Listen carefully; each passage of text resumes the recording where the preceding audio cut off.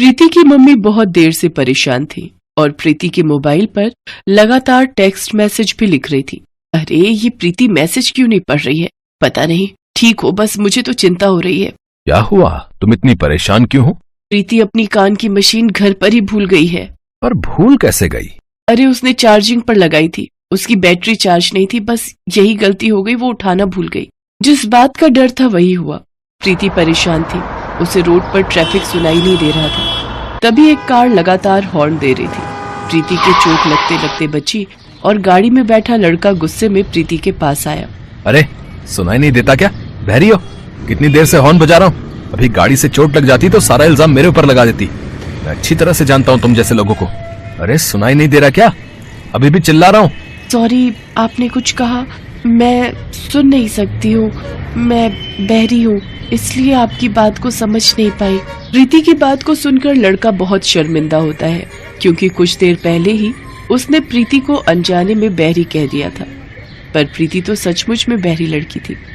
प्रीति बचपन से ही कम सुनती थी और बड़े होते होते वो बिल्कुल बहरी हो गई, इसलिए वो कान की मशीन का इस्तेमाल करती थी।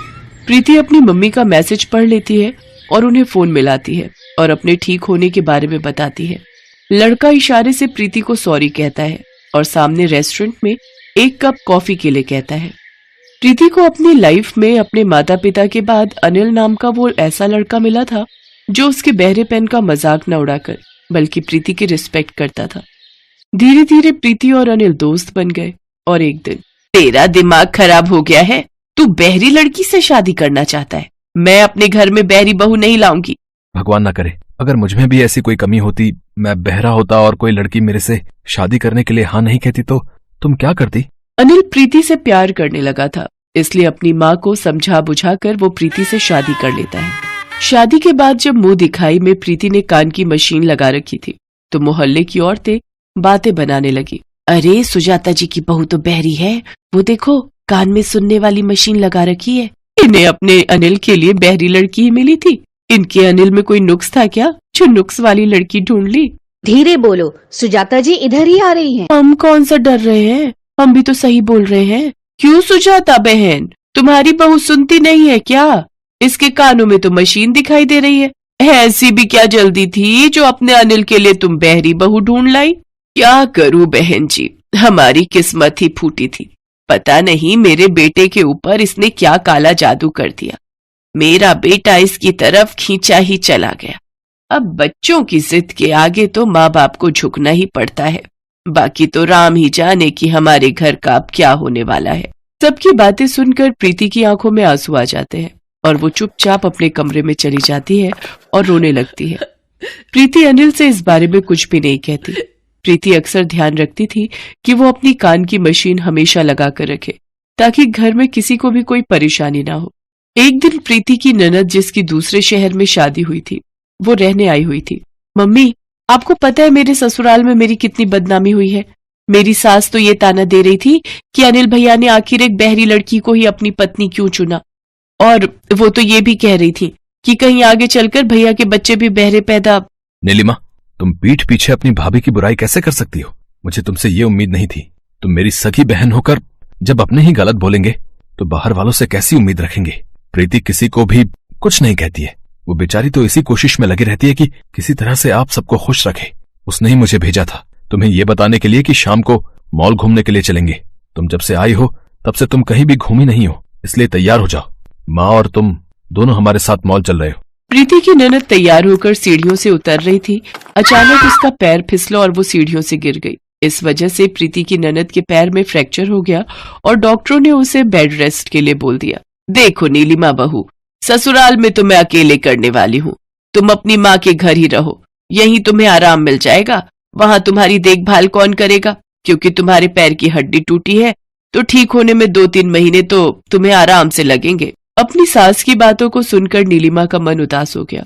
उसे उस वक्त प्यार की जरूरत थी, अपनों की जरूरत थी, पर उसकी सास ने तो मुंह बना लिया। प्रीति ध्यान से अपनी कान की मशीन को ठीक करके उन दोनों की बातों को सुन रही थी। तभी वो बोली, आंटी जी आप चिंता मत करो, नीलिमा दीदी जब तक बिल्कुल ठीक नहीं हो जाती उन्हें कहीं भी जाने की जरूरत नहीं है। मैं उनका पूरा ख्याल रखूंगी। अपनी भाभी की बातें सुनकर नीलिमा बहुत शर्मिंदा थी, क्योंकि वो प्रीति का कितना अपमान कर रही थी। पर आज जब उसकी सास ने उसकी देखभाल करने से मना कर दिया तो उसकी अपनी भाभी प्रीति ही काम आई। प्रीति ने नीलिमा की बहुत सेवा की। कभी कभी प्रीति के कानों में मशीन नहीं लगी होती थी तो नीलिमा उसे इशारे से समझाती थी। अनिल, हमने प्रीति को कितना भला बुरा कहा, पर प्रीति सचमुच कितनी अच्छी है, ये मुझे अब दिखाई दे रहा है। मैंने हमेशा उसकी कमी को देखा, उसकी अच्छाई को नहीं। रुक, मैं प्रीति को बुलाती हूँ। प्रीति बहू, सुन तो। प्रीति नीलिमा को दवाई दे रही थी। उसने कान में मशीन नहीं लगा रखी थी, इसलिए वो अपनी सास की बात को नहीं सुन पाई। पर सुजाता इस बात को समझ गई और वो प्रीति के पास गई और उसके कंधे पर हाथ रखा और इशारे से उसके कान की मशीन उसके हाथ में दी। ये लो बहू, मशीन लगा लो। माँ जी, आप कुछ कह रही थी, बताइए। मैं बोल रही थी कि मेरी बहू लाखों में एक है। इतना सुनते ही प्रीति की आंखों में खुशी के आंसू आ गए और वो अपनी सासू माँ के गले लग गई।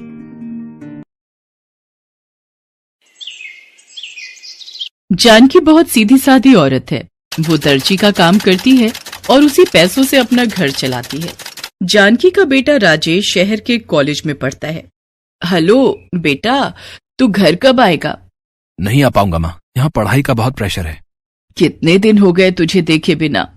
बाद में देख लेना माँ, अभी मैं फोन रख रहा हूँ। राजेश फोन रख देता है। जानकी अकेली बैठकर रोती रहती है। उसे राजेश की बड़ी याद आती है, लेकिन उधर राजेश सब कुछ भूलकर मजे से कॉलेज बिता रहा है। उसका ध्यान पढ़ाई पर नहीं है। वो कॉलेज में अंकिता नाम की लड़की के चक्कर में पड़ा है। अंकिता, मैं तुमसे बहुत प्यार करता हूँ। मैं तुम्हारे लिए कुछ भी कर सकता हूँ। चल झूठा। मैं झूठ नहीं बोल रहा हूँ, मेरा प्यार सच्चा है। तो फिर आज मुझे मूवी दिखाने ले चलो। अंकिता की बात राजेश टाल नहीं सकता, लेकिन राजेश ने देखा कि उसके पास ज्यादा पैसे नहीं है। अब क्या करूं? माँ को कॉल करता हूँ। राजेश ने जानकी को कॉल किया। जानकी खुश हो गई। क्या बात है बेटा, बड़े दिनों बाद माँ की याद आई है। माँ, वो किताबें खरीदनी थी, 2000 रुपए भेजो ना।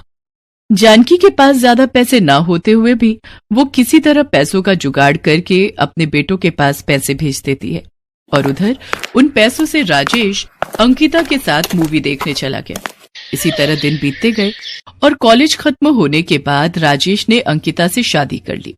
तुमने मुझसे शादी तो कर ली, लेकिन अब खिलाओगे क्या? तुम्हारे पास तो नौकरी ही नहीं है। राजेश ने सोचा कि बात तो सही है, इसलिए वो अंकिता को अपने गांव ले गया। उसने सोचा कि माँ सब कुछ संभाल लेगी। अंकिता को देखकर जानकी चौंक तो गई, लेकिन कुछ कह नहीं पाई। बहुत दिनों बाद मेरा बेटा घर लौटा है, मेरे लिए यही बहुत है। लेकिन अंकिता जानकी को पसंद नहीं आई। वो शहर की मॉडर्न लड़की है, छोटे कपड़े पहनकर आई है, ऊपर से उसके हाव भाव भी सही नहीं है। राजेश, इस छोटे से गांव में, छोटे से घर में हम रहेंगे क्या? हाँ बेबी, घर छोटा है तो क्या हुआ, मेरा दिल तो बहुत बड़ा है। राजेश, तुम भी ना। लेकिन तभी जानकी ने कहा, पर बेटा कमरा तो एक ही है, उसमें कैसे? हाँ तो क्या, आप बाहर सो जाना, हम कमरे के अंदर सोएंगे। हाँ माँ, आप अपने बेटे के लिए इतना नहीं कर सकती हो क्या? जानकी ने कुछ नहीं कहा। वो रात को घर के बाहर आंगन में सो गई। रात भर मच्छर के काटने से उसे नींद नहीं आई, लेकिन उसने अपने बेटे से कुछ भी नहीं कहा। अगले ही दिन अंकिता ने जानकी के पास आकर कहा, मम्मी, मेरे पास पहनने के लिए कपड़े नहीं है, मुझे कुछ कपड़े बनाकर देना। ठीक है बहू, मैं बना कर देती हूँ। अंकिता के कहने पर जानकी ने अंकिता के लिए 2 सलवार कमीज बना दिए, लेकिन अंकिता सलवार कमीज देखकर गुस्सा हो गई। ये क्या है, ये क्या बना दिया है आपने? क्यों बहू, हमारे यहाँ पर लड़कियां यही सब पहनती हैं। मैं कोई गंवार हूँ क्या जो ये सब पहनूं? मुझे मॉडर्न कपड़े चाहिए। ये बोलकर अंकिता ने सलवार कमीज को नीचे से फाड़कर छोटा बना लिया। हाँ, अब ठीक है, इसमें मैं अच्छी लगूंगी, है ना बेबी?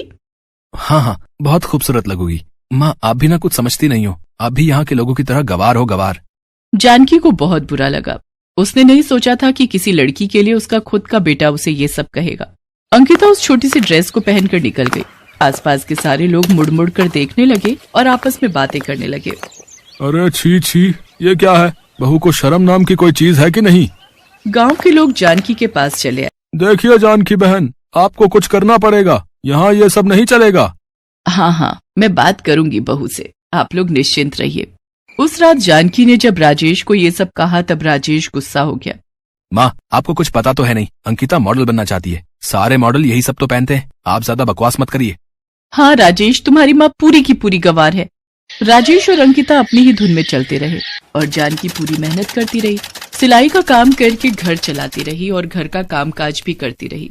खाना बनाना, कपड़े साफ करना, सब कुछ अकेले ही करती रही। अंकिता कोई भी काम नहीं करती थी और राजेश तो प्यार में अंधा है। सबसे बुरी बात तो यह है कि जानकी को घर के बाहर सोना पड़ता है, खुले आसमान के नीचे।